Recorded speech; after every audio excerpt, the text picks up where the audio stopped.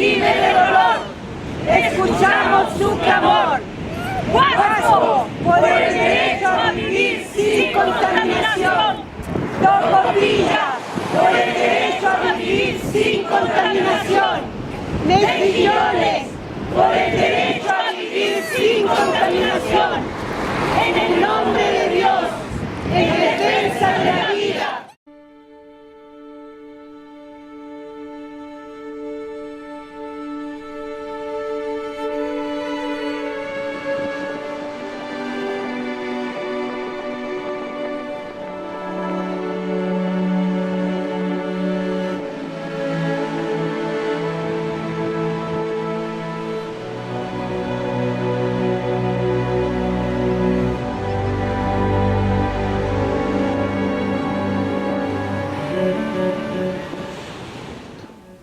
Nosotras como mujeres de zona de sacrificio básicamente pedimos 4 cosas. Homologación a las normas de la OMS para poder realizar un buen plan de descontaminación y recuperación. Queremos que se paralice el parque industrial, que no haya crecimiento del parque industrial, que las 500 hectáreas que sobran no se ocupen con empresas contaminantes.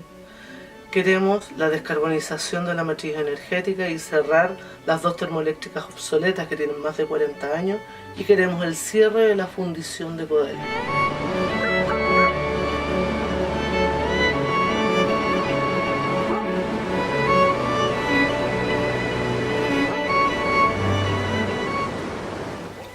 Y me motiva algo, es contradictorio, esta capacidad que tenemos, y me incluyo, de olvidar las cosas muy pronto. Así que me mueve la rabia. Bueno, desde la espiritualidad, sin duda que para Francisco fue el poder contemplar y descubrir la imagen y la semejanza de Dios en las cosas que Él creó y de sentirse hermano de ella. Por lo tanto, responsable también de cuidarla y no de exterminarla ni de verdad.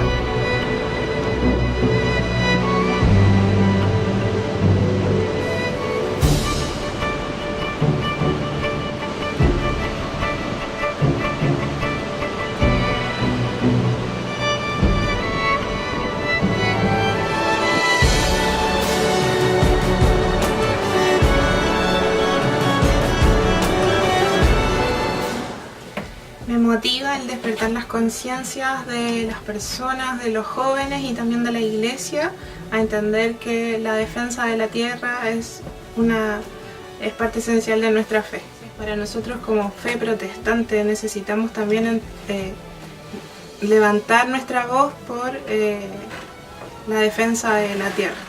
Los derechos humanos son parte fundamental porque buscamos la justicia, es parte del Evangelio, entender que la justicia debe ser igualdad para todos y acceso también para todos por igual. Está totalmente. Puchuncaví, por el derecho a vivir sin contaminación.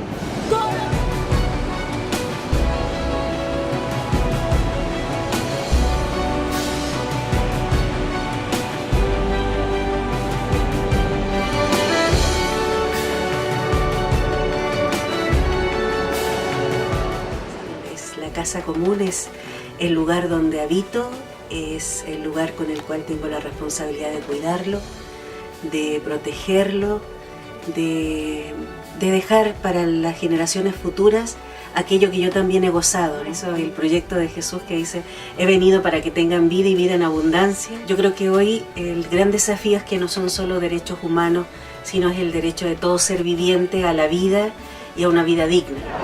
¡Basta de contaminación! ¡Basta de muerte! En primer lugar, la tierra, la madre tierra, el medio ambiente es el lugar donde habitamos, donde vivimos y experimentamos el amor. Y creo que para la fe, desde la fe, el tema del amor es un tema esencial que tiene que ver con la vinculación con nosotros mismos, con el prójimo y con todo el cosmos. La problemática de Quintero y Puchuncaví es básicamente el abandono de parte del Estado, la falta de normas ambientales que efectivamente protejan a la salud, la falta de fiscalización por parte de los servicios públicos, de cuidar la salud, el medio ambiente de las comunidades en las cuales ellos están insertos.